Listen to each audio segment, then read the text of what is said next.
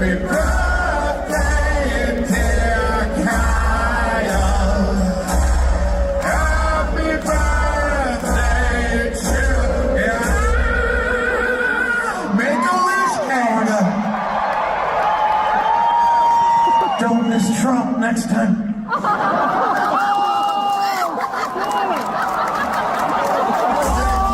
Now Jack Black has canceled their tour, and it seems like for the indefinite future is not going to even be, we're not going to be working together. I don't know. It's I watched the clip, and it seemed like that Jack Black was taken aback by the comment just right off the gate. Just right out of the gate, it seemed like he was kind of deflated, and then he moved on, and I think he did like a lot of us would do. He just laugh it off uncomfortably, kind of. And but he seemed like, again, I'm just speculating, but in that moment, he seemed to be kind of like he just kind of like, and then went on, and the robot didn't seem phased because he's in the big outfit. He moved on, but this guy Kyle Gass, I mean, it's just like, dude, Jack Black has given you, like, for at least from a fan point of view, you seem to be the guy that's like the just sort of side partner in the sidecar, and you'd go say some shit like that. So it makes me wonder. And maybe Jack Black feels that too. And I know some people say, "Oh, he feels the same way," and he wouldn't apologize if they wouldn't been caught. So be it. But he didn't say it, you know. Right. Yeah. So, no, he didn't. You know, and like some minister or elected representative in Australia, elected guy in their Congress or whatever the fuck they have, wrote a statement saying that, you know, they kicked out that tennis star. I can't even say his name, from Serbia or whatever. They kicked him out over that vaccine stuff for being for sending an unsafe message to the public, for being unsafe for the public. Right. They kicked him out for vaccine stuff, far less than this guy over here, Kyle Gass, you know, making jokes about killing the former president. So it's just weird. You know, I kind of feel sorry for Jack Black. And I don't agree with those who think that they should have canceled their tour, or they should be canceled, or anything like that. I really believe in free speech as far as we can take it. And so in that situation, maybe he had something to drink, the Kyle Gass guy, or this is what I think is, there are pockets, particularly within the entertainment industry, where people are so locked into a left-leaning echo chamber. It's mostly that. And no offense to people in my audience, like I've got a number of Manson fans and so forth here in the entertainment industry. I know you fucking hate Trump and whatever, but I do think that some of these entertainers and some of these rockers, they think that they're in the late 60s or the early 2000s where, oh, there's a war that we've got to protest, and we're cool and we're edgy and we're counterculture. And they don't realize now that in a lot of ways, the right, for better or worse, it has become the kind of the hip counterculture. And so, but I think they're used to being in these echo chambers. And so they think that everyone basically shares their views. So if he thought that was going to be funny to people, right? Well, and I think it was. He got a reaction. I think there were people that laughed. So wouldn't you, though, if you had been standing there, like everybody just kind of laughs when people say crazy stuff like that, though, right? So I think the most intelligent thing you could do, if you want to be intellectually honest with yourself, is if some dude was on stage and he made a joke about Biden in the same way, would I find myself laughing? Right. And so I don't know. Right. I don't know. But then again, I'm not Jack Black's sidekick, this guy that's made millions for me, presumably. Right. Presumably. Right. And is trotting me around the world. Right. I mean, it's like judgment. You know, I think it's a matter of judgment. Do you think, by the way, you said something that I thought was interesting that I haven't seen anywhere else that this has been reported. Do you think it's possible that they were, because I think this is what you said earlier, it's possible that these guys were already sick of each other. Maybe the band was on its last legs. Because we talked a lot about how bands are constantly breaking up. I think you got everything from which might be likely that Jack Black, and he agrees with that humor, and that they're totally tight, and he just did the responsible business thing. I think that might totally be plausible. But again, better judgment than making the fucking statement. And then if you wanted to get on weird stuff, it could be maybe, well, you know, like many bands, there's friction, and maybe this was the final straw. And Jack's like, I'm going to teach all these motherfuckers a lesson, and I'm canceling the whole fucking thing.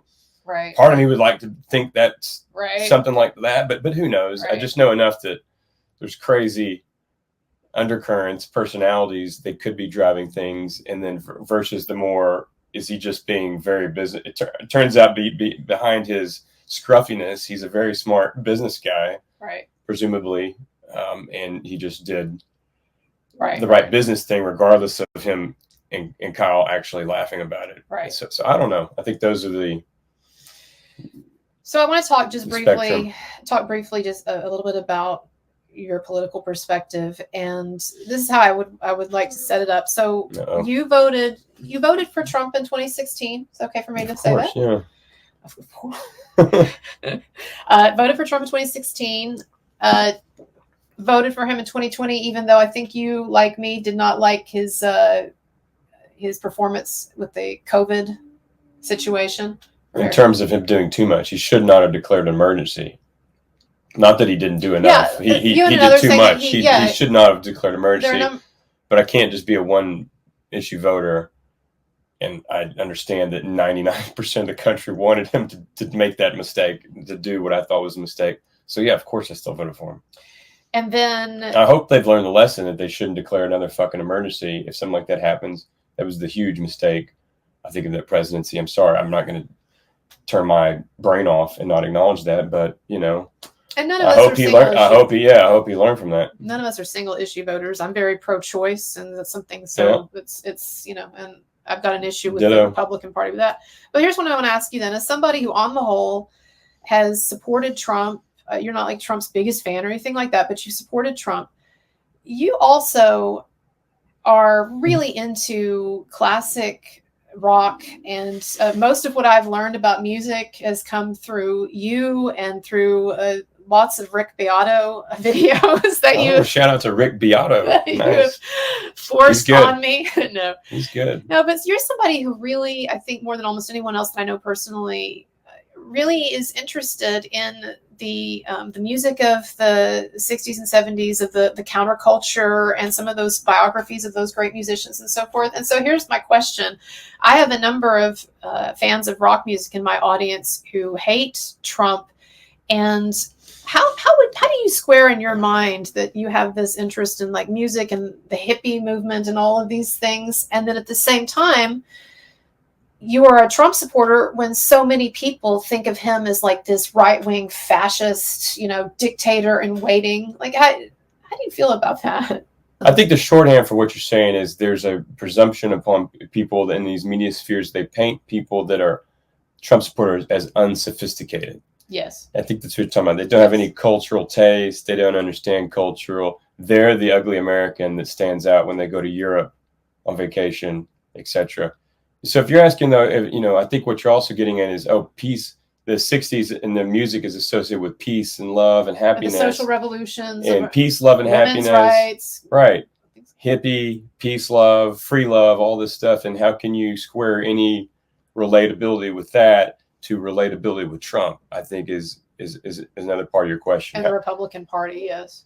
And again, it's like, well, can you be a sophisticated person? Can you have different interests in your life? I mean, I would never, hopefully if I lived back then in the 60s, I wouldn't be so tunnel vision to associate everything in my worldview with sort of what Janis Joplin is saying about.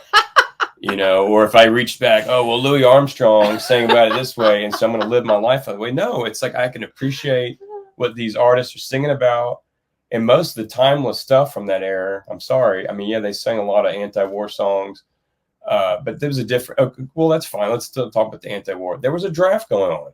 People were being drafted. And so that's a lot different than today. It's a huge difference right off the top. And I think people that's different. And I think a lot of people don't understand that that Trump is never was and continues not to be a pro-war candidate. Yeah. So to expand on the answer of how can you relate being, you know, associated with and relatable to the hippie stuff, and also in any degree, which I don't even consider myself a hippie, but no, I know. Can you appreciate that culture? Can you get into that music and stuff, or the things you mentioned, and then how can you square that with Trump stuff? It's again what you said. Trump does not seem to be pushing war all the time. There's nothing wrong with being speaking, softly and carrying a big stick, right? Which I think even a lot of hippies back then, that's what the joke during COVID times is. They're saying, look at Woodstock, and these hippies back then, they were a lot tougher. There was a pandemic going on during Woodstock. People can look this up, from 68 to 70, a global pandemic. They still held the concert. I think that a number of people don't realize that there really has been a shift in what it means to be progressive or even woke at the margins, and what it means to be conservative, and that these things are still also they're not defined. They're under contention every single day. And so like so you have like a big debate within the Republican Party about things like quote unquote family values and stuff that I think we roll our eyes at, and pro-choice, and Matt Walsh, bemoaning the fact that Amber Rose, who slept with rappers, was allowed to speak at the RNC. So there still is that judgmental, that morally Christian conservative judgmental strain of the Republican Party. But there's this whole other party of Elon Musk paradigm that is just different from what it would have been in the early 2000s with George W. Bush, or what it would have been in the 60s. We're talking about, or the 70s with Nixon. I don't know. Do you agree with that? What I'm saying? Yeah, you're saying that within it, there still have a lot of people that get on the moral high horse about issues, but they also have the Elon Musk types or whatever. I guess he's a Republican now. If he said he's donating $45 million to a month. Trump's super PAC, I guess he's a Republican now. So.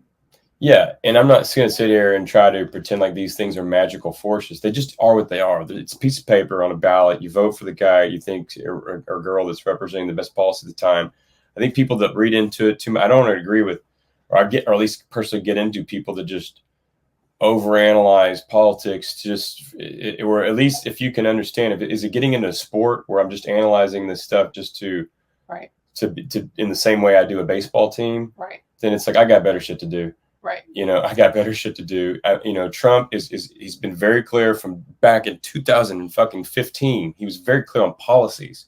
He was never about his personality. I never voted for the guy because, he's so awesome now. It's like, no, I've been alive since 1980. I've seen the guy in movies. I've seen the guy all through the 80s and 90s on Oprah.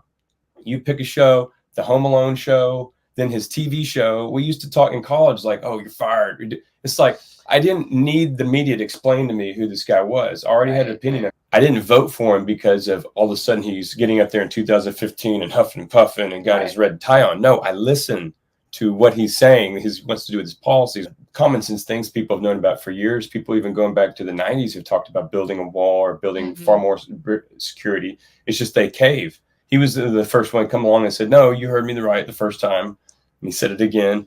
There are other policies, that we should maybe we should have similar tariffs to China. Oh, what a crazy freaking idea! It's like, no, if you listen to his policies, there are specific things. They haven't changed that much over the years.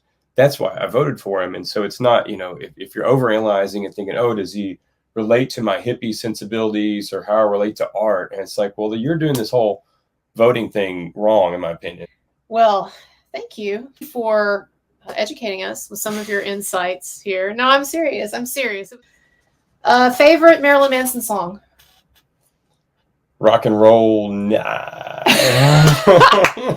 All right. Bye, everybody.